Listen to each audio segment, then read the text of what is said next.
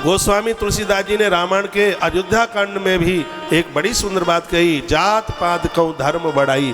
जहाँ कहा गया भगवान आप कहाँ रहे, वही गोस्वामी तुलसीदास जी कहते हैं जो जाति पात से, अपनी जाति बरादरी से, धर्म से बाहर निकलकर, प्रिय परिवार से बाहर निकल करके जो तुम्हारा भजन करता है उसके हृदय में प्रभु आपका बसेरा होना चाहिए। गोस्वामी जी ने कहाँ ये लिखा है कि भगवान आप ब्राह्मण के हृदय में रहे, कि आप क्षत्रिय के हृदय में रहे, कि आप वैश्य के हृदय में रहे। गोस्वामी तुलसीदास जी कहते हैं जो जाति बरादरी से बाहर निकलकर, अपने धर्म पंथ से बाहर निकल करके एक मानवता के साथ जिंदगी जी करके और आपका जन भजन स्मरण करता है, उसके हृदय बसऊ रघुराई, उसके हृदय में आपका बसेरा हो जाना चाहिए। मैं कहूँगा गोस्वामी तुलसीदास जी महाराज का कोई पक्षपात नहीं है बिल्कुल भी, और ऐसे महापुरुष का अपमान करना ये हमारे लिए एक थोती हुई, एक बहुत गिरी हुई ये बात होगी। मैं सर्व समाज के सभी लोगों को निवेदन करना चाहूँगा, इस महापुरुष का तो हम हर श्वास के ऊपर उसका आदर करें। हम बड़भागी हैं, हम ऐसे देश में पैदा हुए हैं जिस माटी में भगवान प्रभु श्री राम जी प्रकट हुए हैं। आप किसी भी धर्म पंथ को मानते हो, देवताओं के प्रति तो हमारा और आप सबका आदर होना चाहिए, हमारी और आप सबकी तरफ से महापुरुषों के लिए सम्मान होना चाहिए, भले ही वो किसी भी धर्म के महापुरुष हैं। क्या हम उन लोगों का सम्मान नहीं करते जो दूसरे धर्म में पैदा हुए हैं? नहीं भैया, ऐसी थोती बात मत कीजिए। हमें सबका आदर करना चाहिए, हमें सबका मान करना चाहिए। जो लोग अपने धर्म को आगे बढ़ा रहे हैं तो किसी धर्म की आलोचना करके नहीं, अपने धर्म की व्यवस्थाएं, अपने धर्म की विशेषताएं बता करके अपने धर्म को मजबूत करो। ऐसा नहीं होता कि आप किसी के धर्म की बुराई करके और अपने धर्म को आगे बढ़ाना चाहें तो वो धर्म बढ़ेगा तो नहीं, वो खत्म जरूर हो जाएगा। हम तो अपनी व्यासपीठ से आज तक कभी किसी के धर्म की बुराई नहीं करी, हम तो अपने धर्म की बड़ाई बताते। और मेरे ही प्रवचन का ये शब्द है, यदि किसी की 8 फीट की कोई लकीर है, मुझसे कोई ये कहे कि इस लकीर को छोटा करके बता दो, तो हम किसी की 8 फीट की लकीर को मिटाएंगे नहीं, अपनी लकीर को 8.25 फीट की कर देंगे, तो उसकी तो लकीर अपने आप ही छोटी हो जाएगी। इसलिए मैं थानला की पवित्र व्यासपीठ से निवेदन करूंगा, अरे इस चौपाई के ऊपर तो हम पूरा दिन भर बोलते रहे तो इसका व्याख्यान पूरा नहीं हो पाएगा।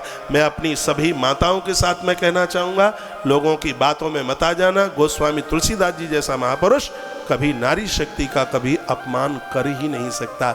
उन्होंने समझाने की बात कही है, वो कहते हैं बेटी को समझाया जाएगा, नारी को समझा जाएगा तो उसका घर घर नहीं, उसका घर स्वर्ग बन जाएगा। तो इसमें उन्होंने क्या बुरा कह दिया है?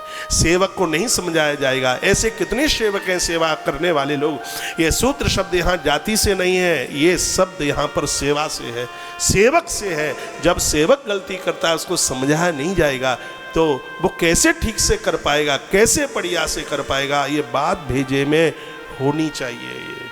ये बात, ये शरीर ही ब्राह्मण है, ये शरीर ही क्षत्रिय है, ये शरीर ही वैश्य है और ये शरीर ही शूद्र है। जब ये ज्ञान की बात किसी को कुछ सिखाता है तब तो शरीर को ब्राह्मण के रूप में मान लेते हैं, देश धर्म की रक्षा करता है तो इसको क्षत्रिय के रूप में मान लेते हैं, और जब यह परिवार चलाने के धन लेकर के आता है तो इसको वैश्य के रूप में मान लेते हैं, और जब यह समाज की सेवा करता है निस्वार्थ भाव से तब हम इसको सेवक के रूप में स्वीकार कर लेते हैं।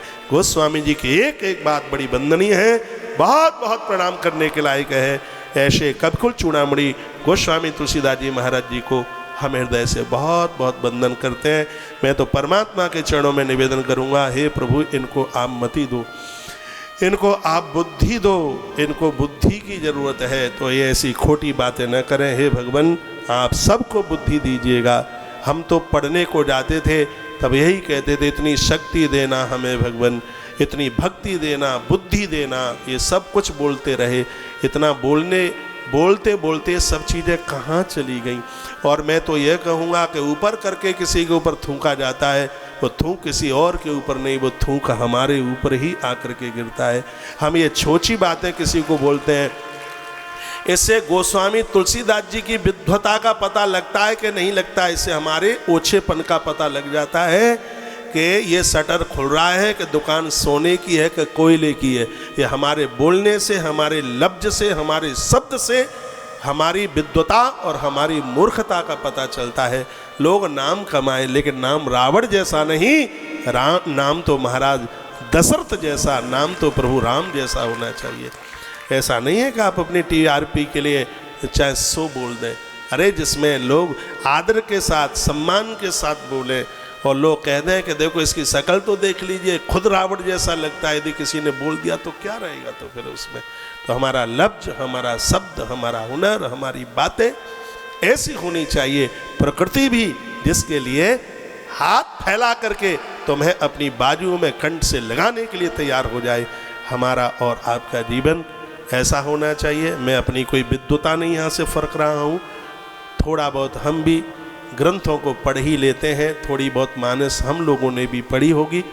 मेरे तो मन में यही बात आई है कि गोस्वामी तुलसीदास जी महाराज ने लिखा, समुद्र ने बोला वो किसी जाति के लिए नहीं है, वो किसी सेवाधारी के लिए, किसी माता की शिक्षा के लिए, वो किसी उसके लिए जो चाहे वो पशु का मालिक है, चाहे वो संगीतकार ढोलक बजाने वाला है, और चाहे वो सेवाधारी है, उनके लिए जो उन्होंने जो बात कही है वो किसी जाति के लिए नहीं, उन्होंने एक मानवता की बात की है। हमें समुद्र की बात के ऊपर भी ताली बजानी चाहिए, उसने बहुत अच्छी शिक्षा दी।